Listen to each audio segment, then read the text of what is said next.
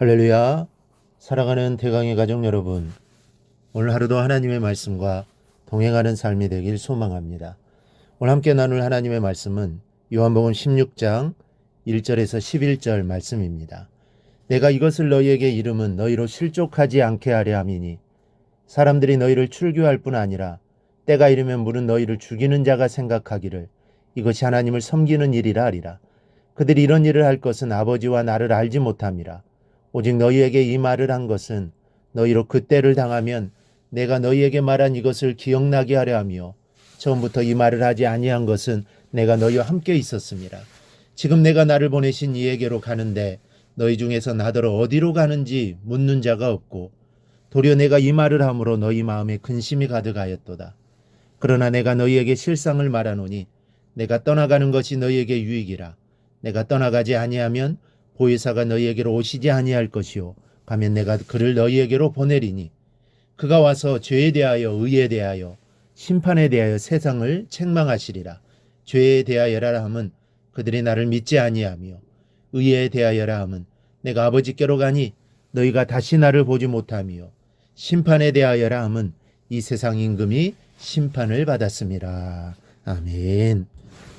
예수님께서 잡혀가시기 전 불과 몇 시간 전에 사랑하는 제자들에게 하시는 말씀이 본문에서 이어지고 있습니다.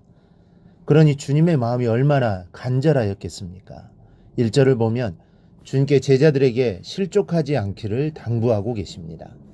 주님은 십자가 사건 이후에 제자들이 모두 실족할 것을 알고 말씀하시는 겁니다. 그리고 어마어마한 핍박이 제자들을 향해 다가올 것을 아시고 앞으로 이 말 핍박에 대해서 준비토록 하셨습니다. 먼저는 너희가 출교를 당하리라고 하셨습니다. 2절을 보니 사람들이 너희를 출교할 뿐 아니라 이렇게 말씀합니다. 너희를 출교할 것이라고 하셨는데 이 출교를 당한다는 것은 이미 죽은 것이나 다름없는 무서운 처벌이었습니다. 유대인들은 10가정만 모이면 회당을 세웁니다. 그리고 거기서 율법을 공부했고 신앙적인 것뿐만 아니라 인간사의 중요한 문제를 그것에 모여서 해결해 나갔던 것입니다. 출교를 당하면 유대인의 공동체에서 쫓겨나게 됩니다. 유대인들과 대화를 해도 안 되는, 즉 마주보아도 안 됩니다. 그리고 돌에 맞아 죽어도 할 말이 없는 처지가 되고 마는 것입니다. 당시 유대인들에게 있어서 이방인들은 이웃이 될 수 없었고 버림받은 사람으로 생각되었습니다. 그렇다면 출교당한 사람은 이방인으로 살아야 하고 공민권을 완전히 박탈당하여 비참하게 살아가야만 했던 것입니다. 그런데 주님이 말씀하시기를 너희가 출교를 당하게 될 것이다 하십니다. 예수를 믿어서 복을 누리며 잘 사는 것이 아니라 출교를 당해야 하고 십자가를 져야 한다는 것을 말씀하고 있는 겁니다.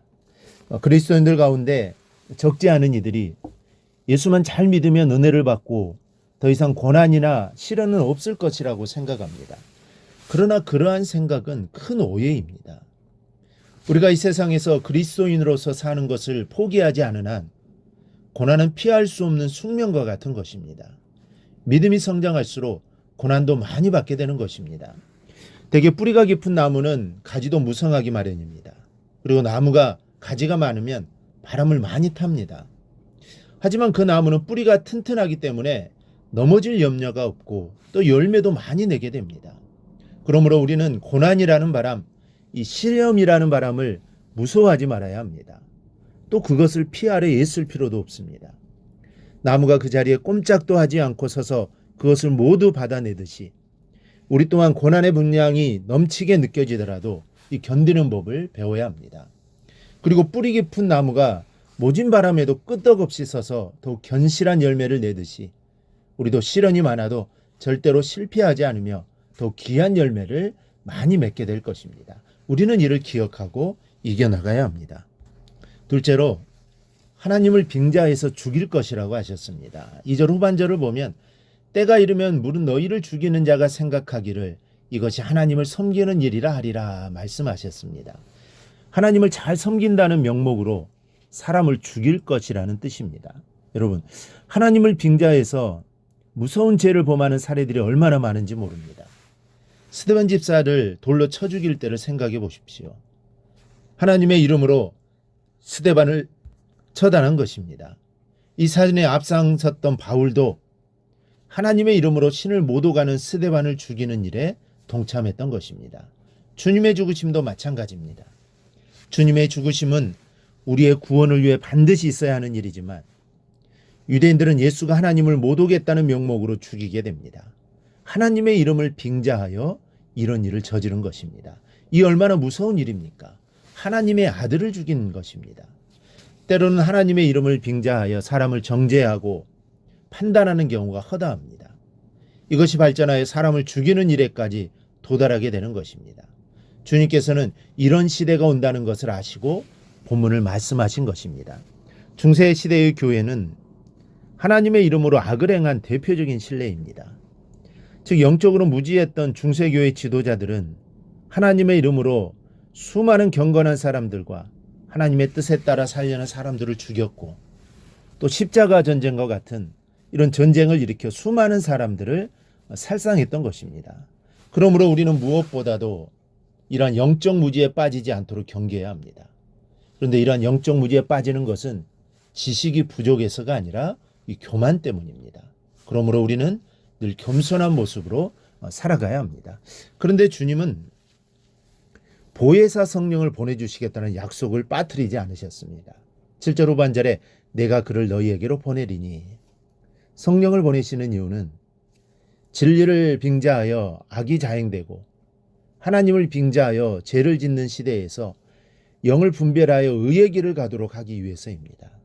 성령께서 감동하시고 깨닫게 하시지 않으면 미혹되지 않을 수 없습니다.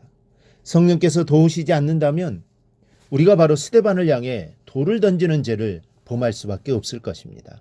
그러나 성령께서 인도하시고 깨닫게 하셔서 진리의 길을 걸어가게 하실 것을 믿으시기 바랍니다. 성령님이 나에게 힘을 주실 겁니다. 그러므로 항상 성령의 인도하심을 받기 위해 겸손히 기도하고 주님을 의지하는 성도가 되시기를 바랍니다. 그리하여 성령님과 늘 동행하여 하나님의 뜻을 나타내는 성도들이 되기를 주님의 이름으로 축원합니다.